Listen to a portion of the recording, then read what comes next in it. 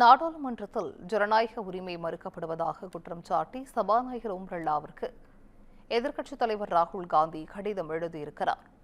மக்களவையில் குடியரசுத் தலைவர் உரை மீது நன்றி தெரிவிக்கும் விவாதத்தின் போது முன்னாள் ராணுவ தளபதி எழுதிய புத்தகத்தை படிக்க விடாமல் தான் தடுக்கப்பட்டதாக ராகுல் காந்தி குற்றம் சாட்டினார்.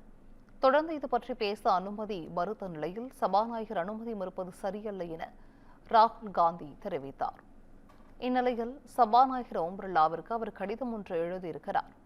அதில் தன்னை நாடாளுமன்றத்தில் பேசவிடாமல் தடுத்தது ஜனநாயக மீதான கரும் புள்ளி எனவும் மத்திய அரசின் அழுத்தத்தால் சபாநாயகர் தன்னை பேசவிடவில்லை எனவும் குறிப்பிட்டுள்ளார்.